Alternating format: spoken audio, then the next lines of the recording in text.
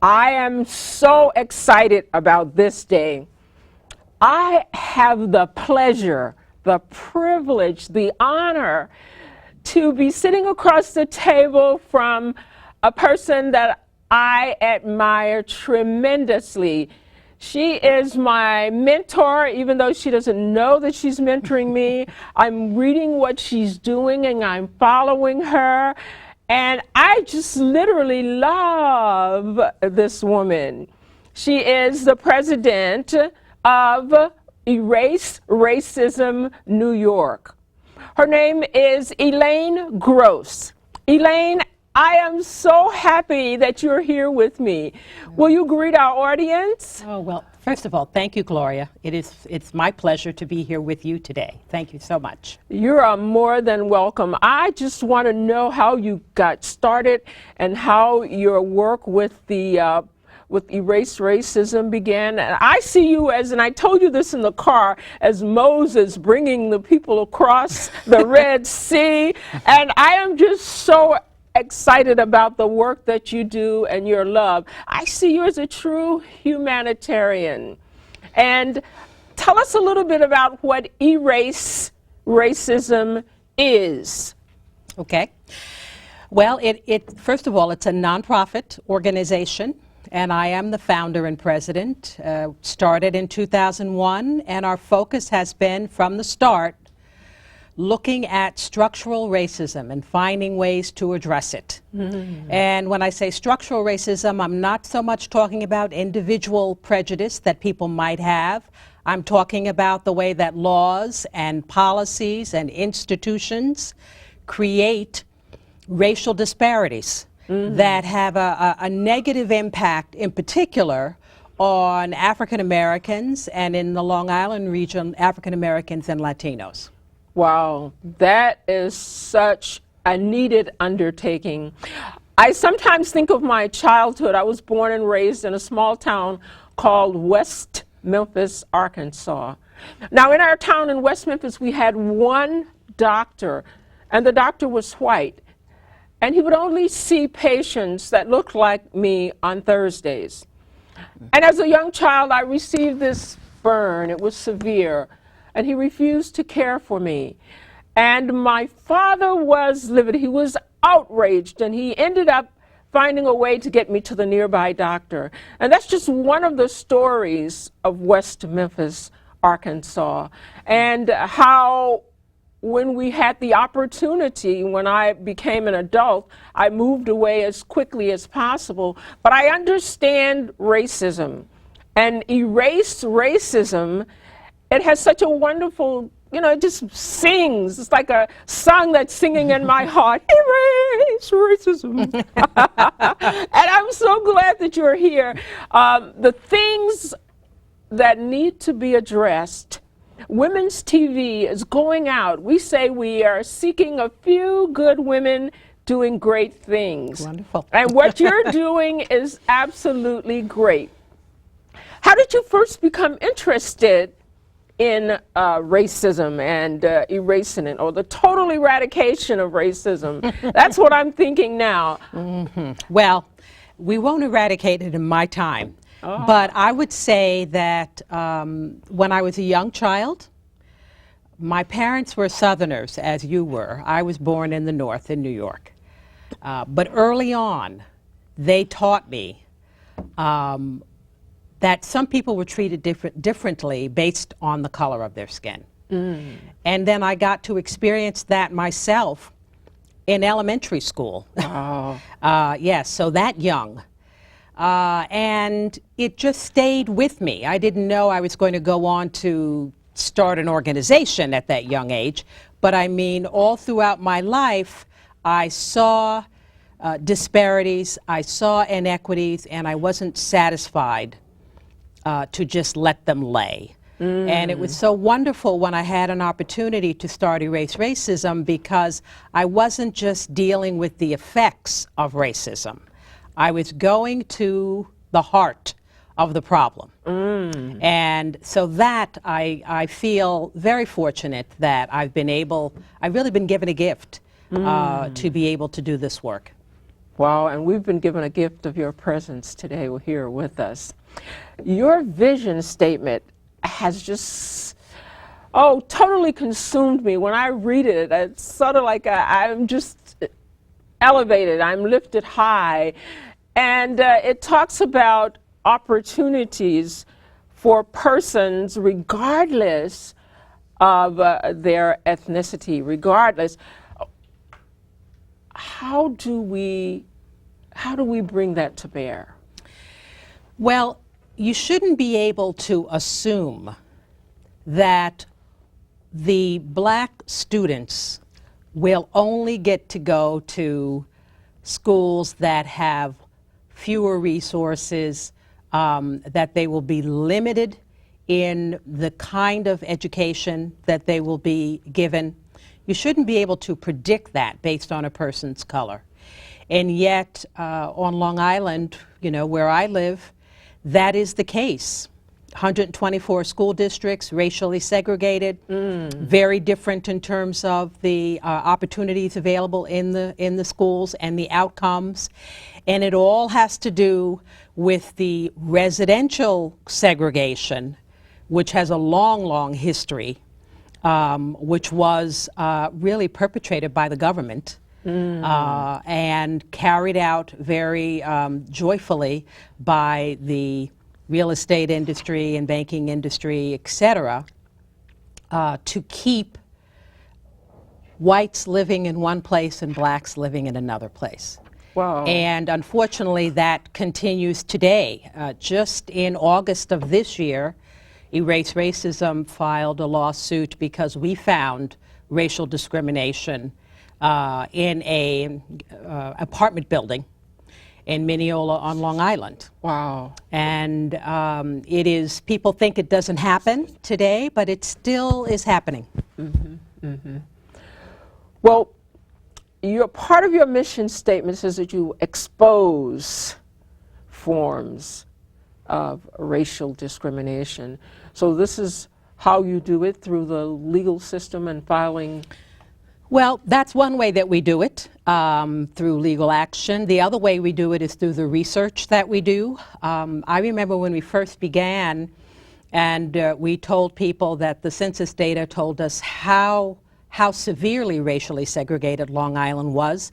And people said, well, we're not that very, segregated. We're not any more segregated than any other place. Well, in fact, we're the 10th most racially segregated metropolitan region in the country. Wow. So we are worse. And so the research, both the demographic research and then other kinds of research, help to shed a light on what the facts are. Because as long as people don't know the real facts, then they can make up their own story. Right. And because we are about identifying the structures that are creating this disparity and the inequities, we want to make sure that the real facts get out there. So, for example, people also said that African Americans only want to live with other African Americans. And I would say, oh, so how do you know that? And we did a study. We hired a research organization, the Stony Brook Survey Research Center, to do a poll for us of African Americans on Long Island. And guess what? 1% of the people in the poll said that if they had their choice, they would only live with other African Americans. 1%. Wow. Everybody else, there was some variation of racial integration is what they would prefer. 69% talked about, kind of a 50-50 situation. So people don't know unless you do the work to show them what the real facts are. They will make up their own facts. Wow. Yes, yes. I've heard that. So is this segregation that we see today, is it tantamount to or very similar to the segregation that we experienced in the 50s and the 60s and further back? I would never say that it's the same. I have been fortunate never to see someone hanging from a tree. Okay?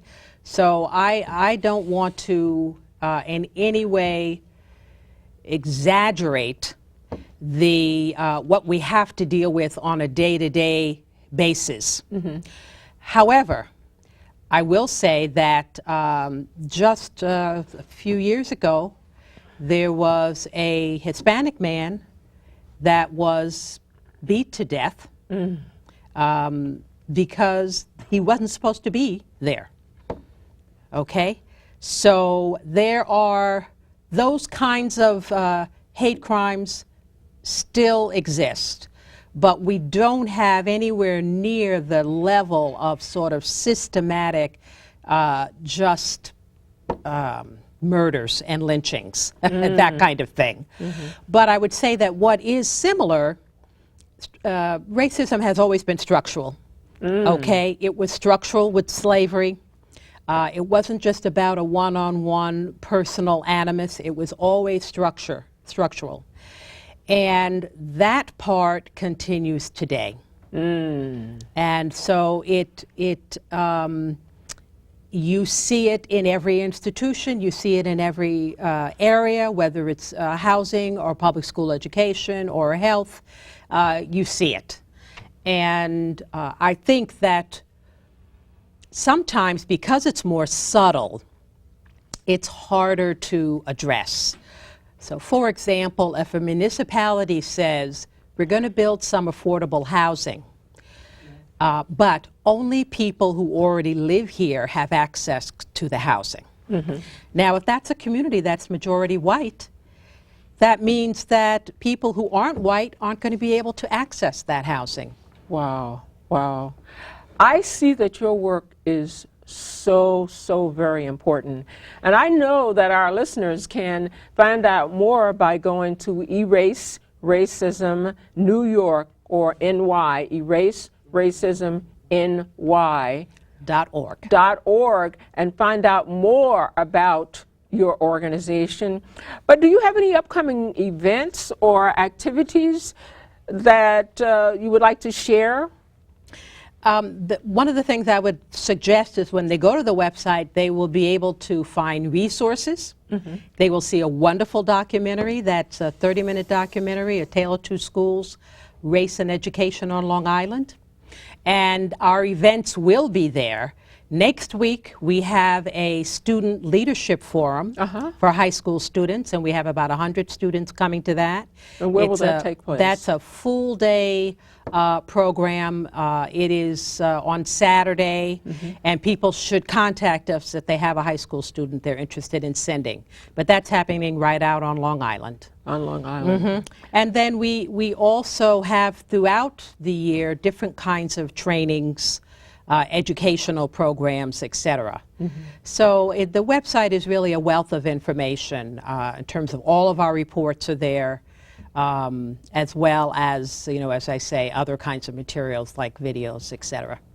Well, I was just minding my own business and I was in my bank, and there I happened to see a picture of you on the cover of Networking magazine. You and a tall, dark, handsome guy by the name of Ken Chenault, who is the president of American Express. And I understand that he was your keynote speaker at your last event. Yes, we have in June, the first week in June, on Wednesday usually, we have our annual gala. And we were so pleased to have Mr. Chenault with us this year and to be able to honor him with our Abraham Krasnoff Courage and Commitment Award. And we will have another one next year. We don't have all of the details as yet, but you can find out soon, we hope, on the website. And that will be at the Garden City Hotel.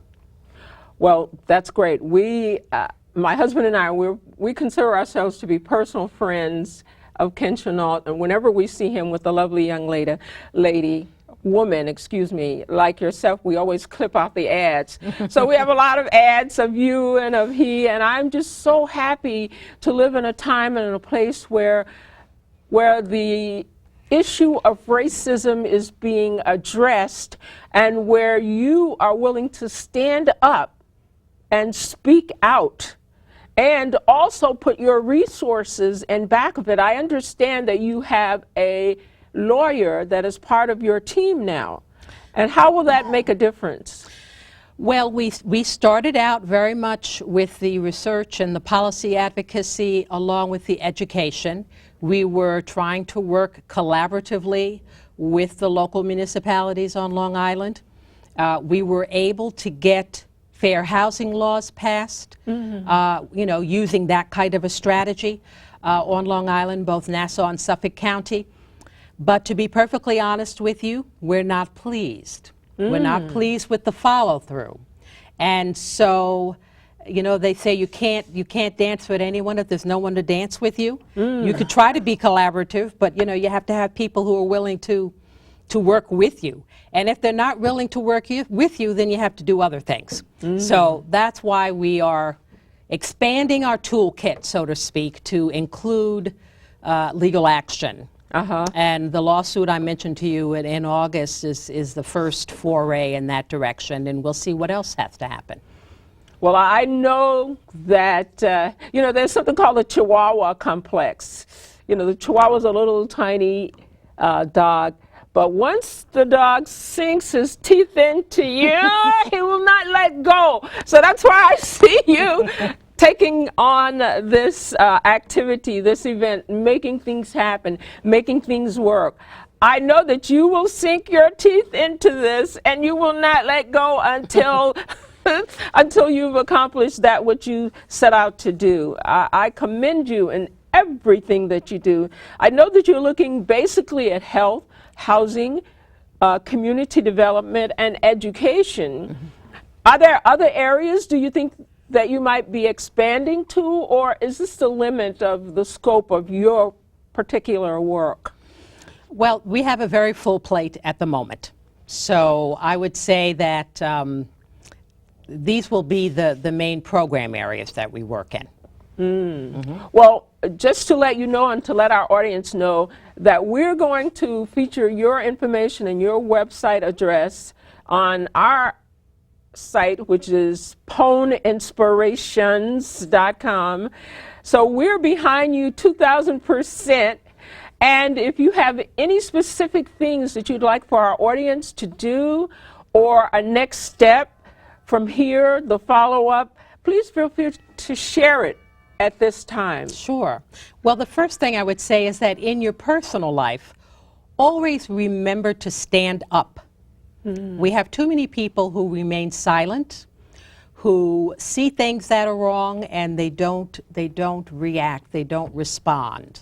And so that's clearly the personal thing that you can do.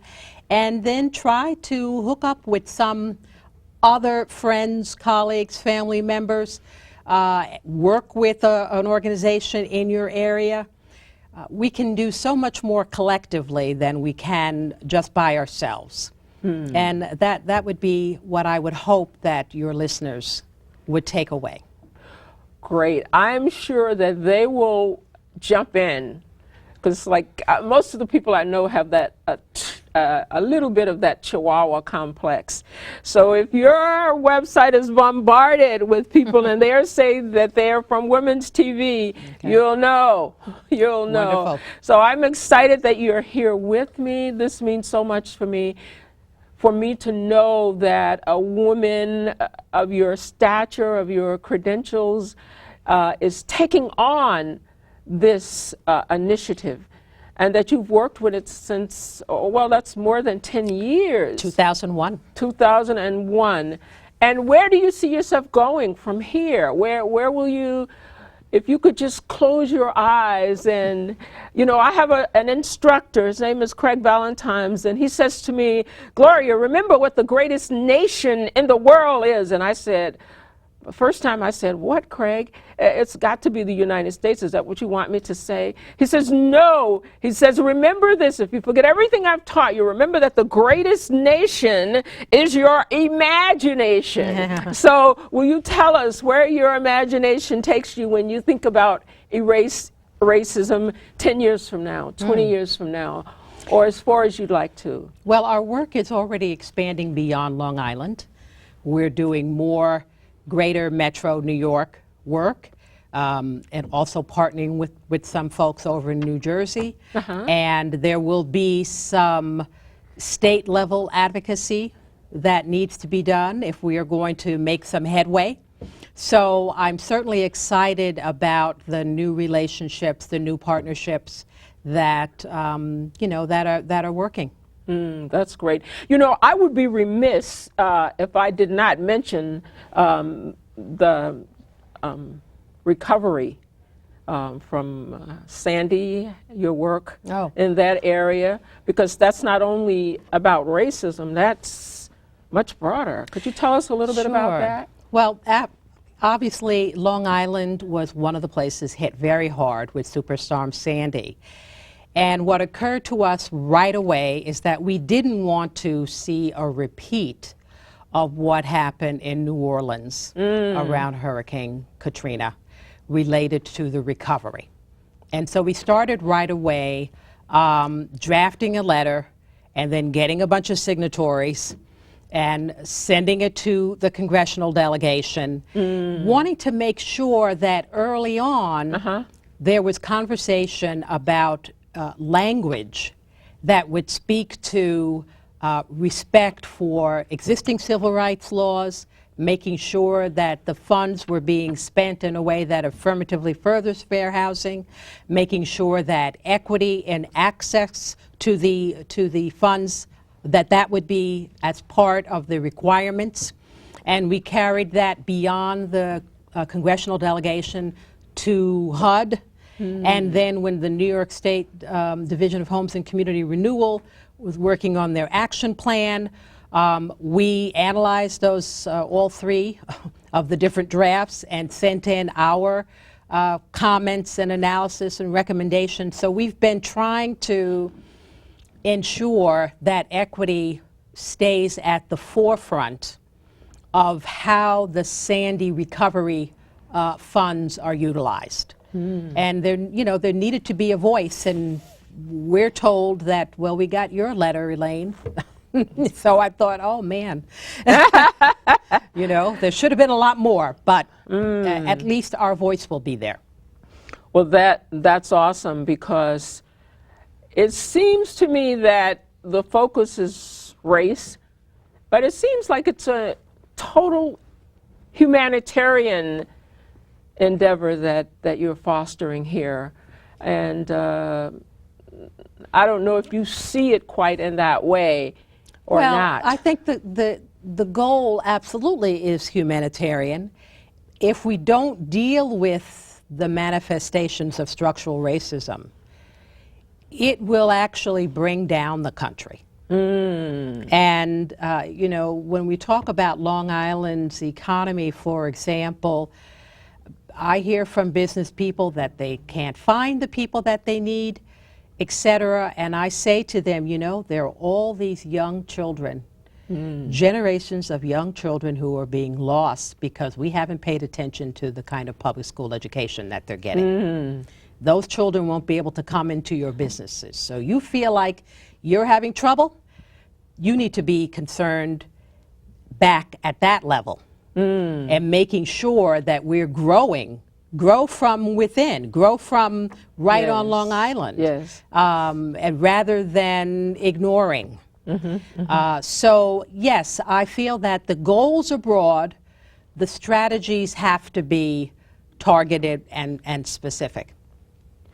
Great answer. Now I'm just thinking, one of the questions that I asked you earlier, I asked you if this was your dream job. And you went on to give some orations about you find your work fulfilling. Tell me about that fulfillment that you personally experienced from doing this work, for working to better society, better the community, better the world. Tell me, how does that make you feel, Elaine? Tell me. Well, I certainly wouldn't be able to work as hard as I do if it wasn't something that was fulfilling to me. I really feel that I am, it's a gift. It's a gift to be able to do work that you feel is both needed and that is worthwhile. And so I couldn't be happier than being in my role as president of Erase Racism. I'm very grateful for that. Well, when we attended the dinner this year, on our name tag, it had Dr. Darrell Pone, who is, of course, my husband, who's volunteered for your organization in the past. That's right. And it had Gloria Nixon Pone, Dr. Gloria Nixon Pone. And next, just above our names, it said partner.